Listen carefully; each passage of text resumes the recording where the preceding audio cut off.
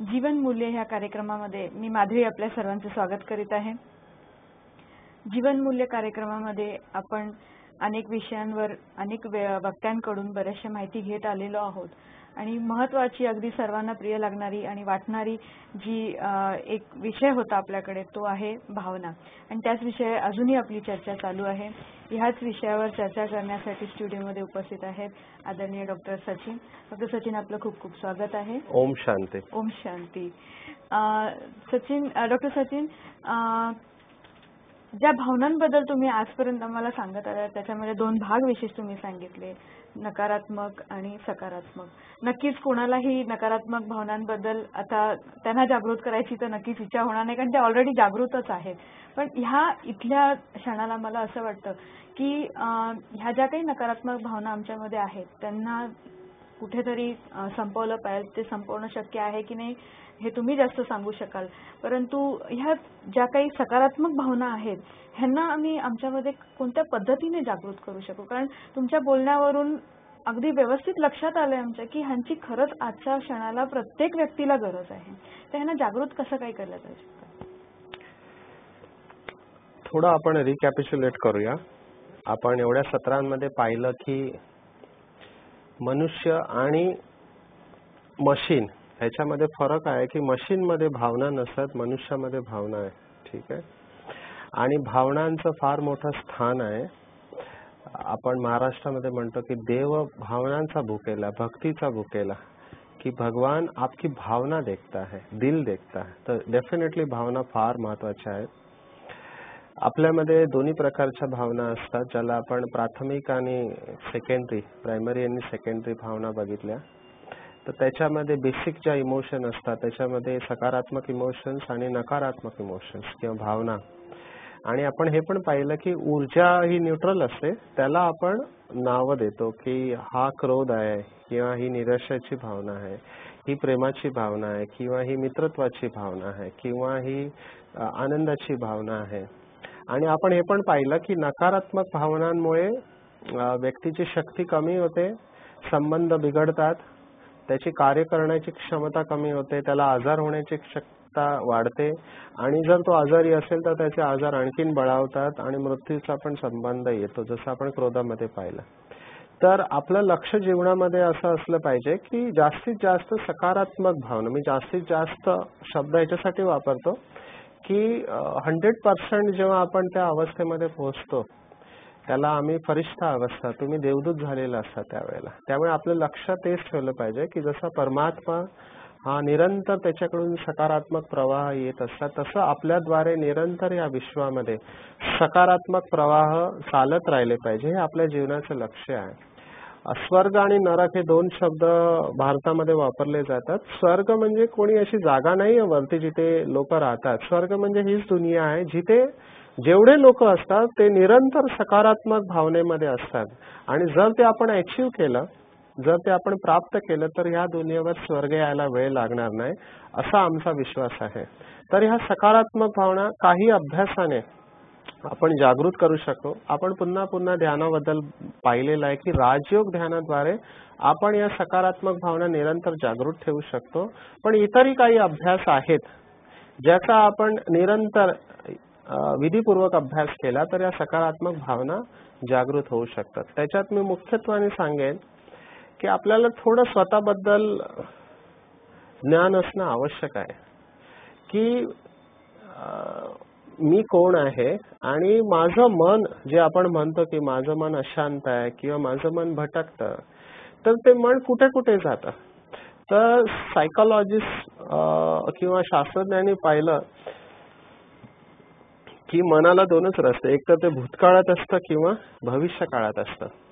आणि जेव्हा पेशंटशी बोलणं होतं किंवा लोकांना काउन्सिलिंग करण्याची वेळ येते तेव्हा मी बघतो भरपूर वेळेला हे तुम्ही भूतकाळात जा तर भूतकाळात चांगल्या पण घटना आहेत, पण नेहमी निगेटिव्ह घटनांचं चित्रीकरण जास्त केलं जातं की जे चुकीचं झालेलं नाही त्याच्यावर जास्त आपलं लक्ष असतं किंवा आपल्याकडून ज्या चुका झालेल्या असतात त्या आठवत असतात आणि भविष्याची चिंता असते।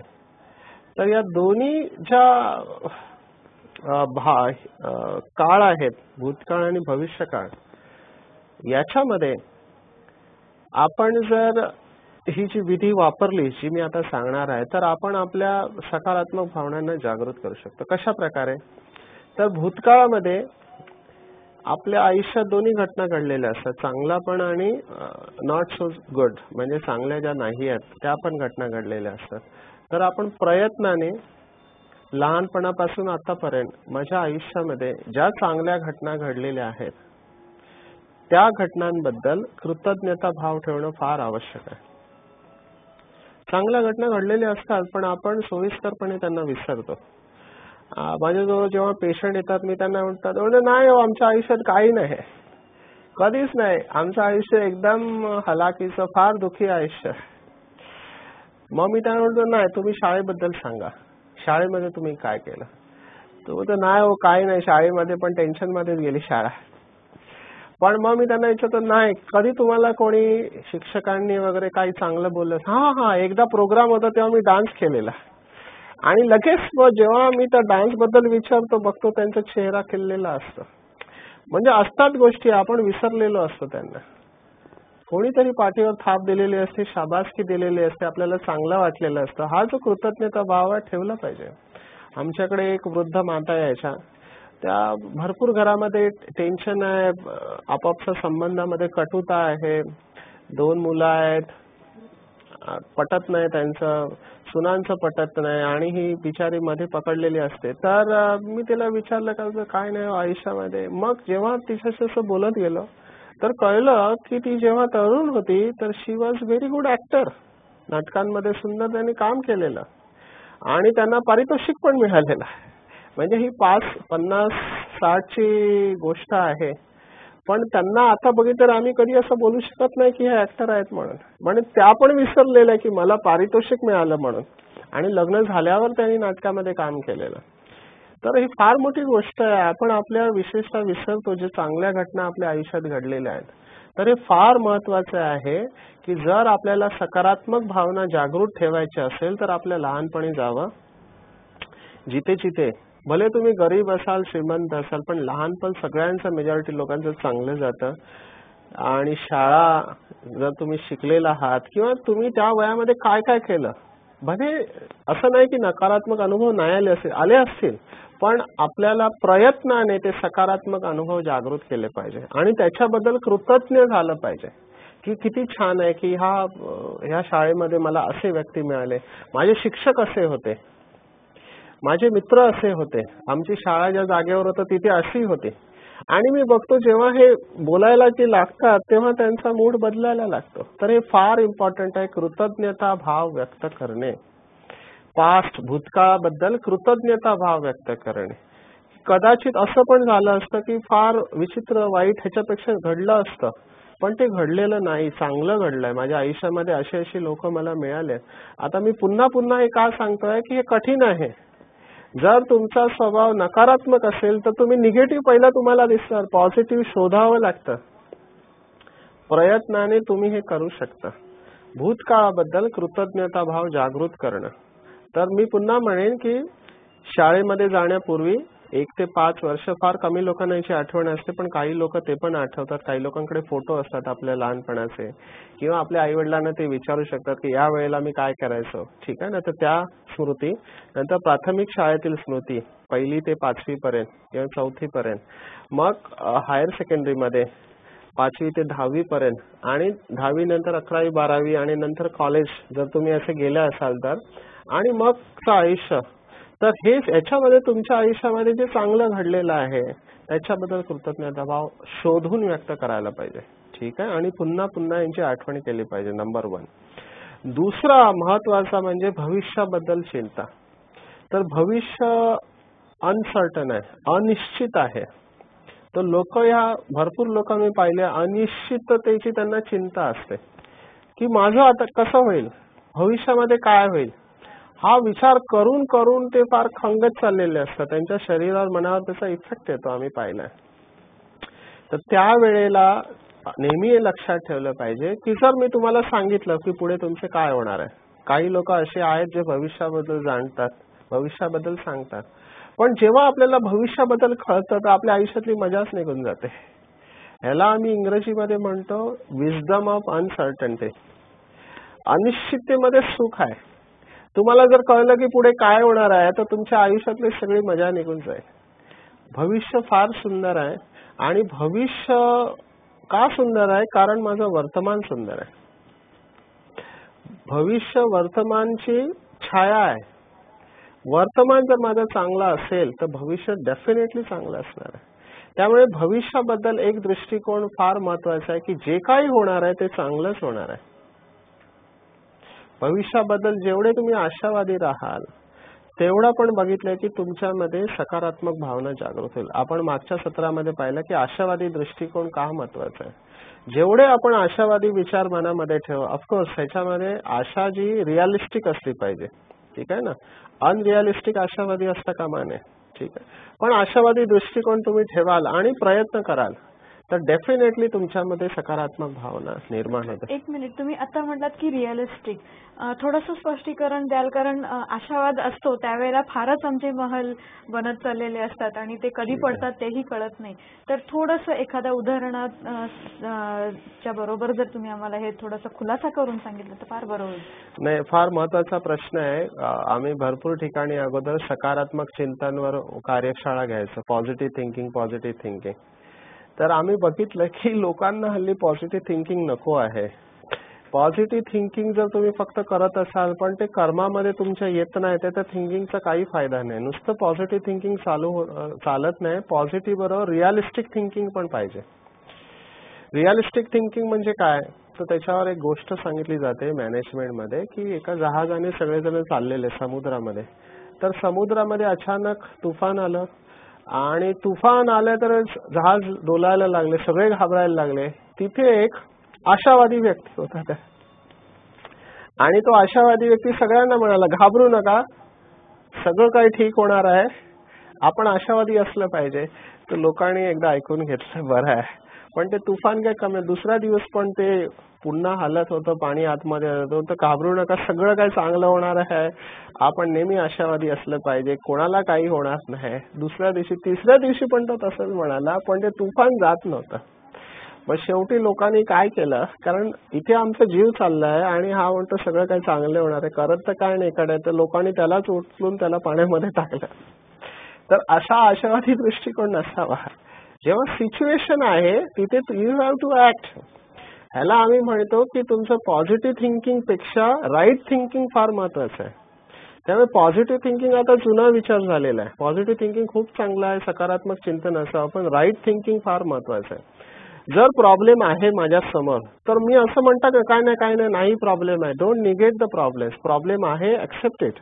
पण फक्त तुम्ही एवढं करा, जर तो प्रॉब्लेम 40% असेल तर त्याला तुम्ही 20% करू नका किंवा त्याला तुम्ही 80% करू नका. दोन्ही प्रॉब्लेमॅटिक आहे. जर 40% प्रॉब्लेम तुम्ही कमी करता तेव्हा त्याला तुम्ही त्याचं महत्व कमी करता आणि 40% प्रॉब्लेमला तुम्ही 80% तेव्हा तुम्ही स्वतःचं टेन्शन आणखीन वाढवता. राईट थिंकिंग म्हणजे 40% प्रॉब्लेम आहे तर तो 40%च बघा, तुम्ही अप्रिशिएट करा अँड ऍक्ट. प्रॉब्लेम आहे, 40% आहे, माझ्याकडे शक्ती आहे किंवा नसली तर मी योग्य व्यक्तींची मदत करून ह्याला सांभाळू शकतो. ह्याला आम्ही म्हणतो आशावादी दृष्टिकोन आणि हा रिअलिस्टिक आशावादी दृष्टिकोन आहे. हा दृष्टिकोन असला पाहिजे. प्रोफेसर, तुम्ही भूतकाळाबद्दलही सांगितलं की आपल्याला कृतज्ञ असलं पाहिजे भूतकाळाबद्दल, भविष्याची चिंता नाही केली पाहिजे. पण वर्तमानासाठी पण कधी कधी फार काळजी लागलेली असते की आता कसं होईल, काय करू, आतासाठी काय केलं पाहिजे. तर वर्तमानामध्ये आपण असं काय जागृत केलं पाहिजे वर्तमान काळातला घेऊन, किंवा इथे असे काय आपल्या बुद्धीमध्ये विचार चालले पाहिजे किंवा आपण कोणत्या गोष्टीचं असं आचरण केलं पाहिजे जेणेकरून सतत आणि स्थिर रीतीमध्ये ह्या ज्या सकारात्मक भावना आहेत त्या आपल्यामध्ये राहतील. I would like to correct, मी थोडं करेक्ट करेन. वर्तमानमध्ये कधीही चिंता नसते. वर्तमानमध्ये चिंता असूच शकत नाही. जर ती चिंता आहे तर तो वर्तमान नाही, ते भविष्यामध्ये तुम्ही केलेलं आहे. ठीक आहे, त्याला मी थोडं स्पष्ट करेन. आमच्याकडे एक अशी म्हण आहे की भूतकाळ सपना आहे, भविष्यकाळ कल्पना आहे आणि वर्तमान अपना आहे. जर आपण या तिन्ही काळांना बघितलं, आपल्या हातामध्ये न भूतकाळ आहे न भविष्यकाळ आहे, एकच काळ आपल्या हातामध्ये आहे, तो म्हणजे वर्तमान. जेव्हा मला चिंता लागते तेव्हा मी वर्तमानमध्ये नसतोच. चिंता ही नेहमी भविष्याबद्दल असते, वर्तमानमध्ये कधीच चिंता नसते. All the point of power is in the present moment. या क्षणाला चिंता नसते. चिंता मला पुढे काय होईल याची असते. जर मी खरोखर या क्षणामध्ये आहे तर माझ्याकडे काही चिंता नसते. या क्षणात राहणं फार कठीण आहे. म्हणून आणि आध्यात्मिकतेचा पूर्ण प्रयास आहे की वर्तमान काळात जगणे. पण तेच पुन्हा आपण येतो की मन आहे ते स्थिर नसल्यामुळे ते पुढे पळत असतं. ते दोनच दिशाने पळतं. एक तर पुढे पळतं किंवा मागे जातं. मागून कचरा काढतं की पुढची चिंता असते. म्हणून ते वर्तमान काळात ठेवणं फार, आणि ह्यालाच आम्ही म्हणतो एकाग्रता. एकाग्रता म्हणजे वर्तमान काळामध्ये तुमचं मन स्थिर झालेलं आहे. आणि जेव्हा हे मन स्थिर होतं तेव्हा तुम्हाला भूतकाळातील चिंतन आणि भविष्याची चिंता होत नाही. आणि तुम्ही supremely focus in the present moment. Present moment मध्ये फक्त योगी राहू शकतात. बाकी दुसऱ्या व्यक्तीला प्रेझेंट मोमेंट मध्ये राहणं मुश्किल आहे. आणि मी हे ॲज अ सायंटिस्ट सांगतोय तुम्हाला.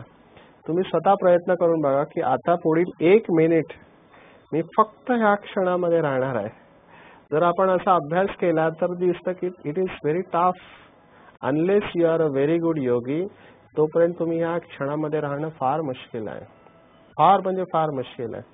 तर मी म्हणेन की यस, प्रेझेंट मोमेंट मध्ये राहणं म्हणजे याचा अर्थ काय की तुमची बुद्धी स्थिर झालेली आहे. जोपर्यंत बुद्धी स्थिर नाही आहे तोपर्यंत प्रेझेंट मोमेंट मध्ये ह्या क्षणामध्ये जगणं फार कठीण आहे. कारण हा क्षण जसा आम्ही मॅनेजमेंट मध्ये म्हणतो, you cannot step twice in the same river. तुम्ही नदीच्या एका पात्रामध्ये 2 वेळा जाऊ शकत नाही. कारण जेव्हा तुम्ही पाय टाकलेला असतो त्या पाण्यामध्ये तोपर्यंत ते पात्र पुढे गेलेलं असतं, दुसरं पात्र आलेलं असतं. You cannot step twice. पण जे योगी असतात ते खरोखर या क्षणामध्ये जगतात. त्यांची बुद्धी हलचल पासून स्थिर झालेली असते. अशा योगींना आम्ही अचल, अडोल आणि स्थिर बुद्धी, किंवा जो मागच्या सत्रामध्ये आपण बघितलं स्थितप्रज्ञ अवस्था आहे. आणि ह्याचं उदाहरण जे दिलेलं आहे की जसा दिवा आहे तर दिव्याची वात असते जी अशी हलत असते. पण जेव्हा ती हलते का तर ती इच्छांनी हलते आणि संस्कारांनी हलते, दोन्ही प्रकारे हलते. पण जेव्हा आपली बुद्धी स्थिर होते तेव्हा तो दीपक एकरस जळतो. तर ह्या अवस्थेमध्ये येणं फार कठीण आहे. पण आम्ही असं म्हणतो की जर तुम्ही प्रयत्न केले तर ह्या अवस्थेमध्ये येऊ शकता. पुन्हा पुन्हा स्वतःशी बोललं पाहिजे की this moment is the best moment of my life. जसं आता तुम्ही टीव्ही बघताय तर टीव्ही बघताना फक्त टीव्ही बघा, दुसरं काय विचार करू नका. एका गुरुने आपल्या शिष्याने आपल्या गुरुला विचारलं की तुमच्यामध्ये माझ्यामध्ये काय फरक आहे. तुम्ही पण ध्यान करता, मी पण ध्यान करतो, पण असं काय फरक आहे तुमच्यामध्ये. तर गुरु म्हणाला फार सोपं आहे. जेव्हा तू जेवतोस तेव्हा तू जेवत नसतोस, पण जेव्हा मी जेवतो तेव्हा मी फक्त जेवतो.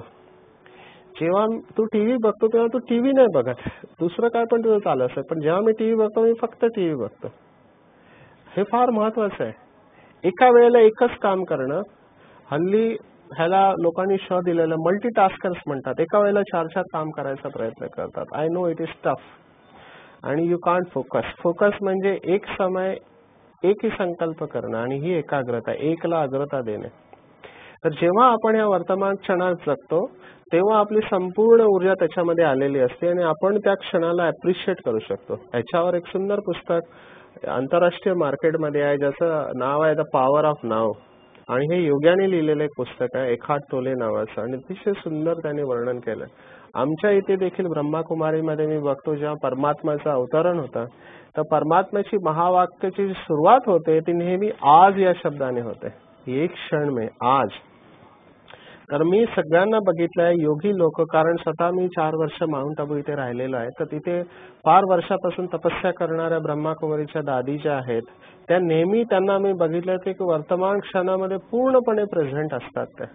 तर जर आपण वर्तमान क्षणातील ज्या काही घटना आहेत त्यांचा आपण योग्यतेचा, त्यातील चांगल्या क्षणांचा स्वीकार केला, भूतकाळाबद्दल कृतज्ञ राहिलो आणि भविष्य काळाबद्दल आशावादी राहिलो, जर दिवसभर आपण हे मेंटेन केलं, आणि रात्री झोपण्यापूर्वी मी एक अभ्यास देईन लोकांना की ज्यांना आपल्या सकारात्मक भावना जागृत करायच्या की दिवसभरामध्ये माझ्या जीवनामध्ये आजच्या दिवसामध्ये जे काही चांगल्या घटना घडल्या त्या तुम्ही लिहून काढायच्या.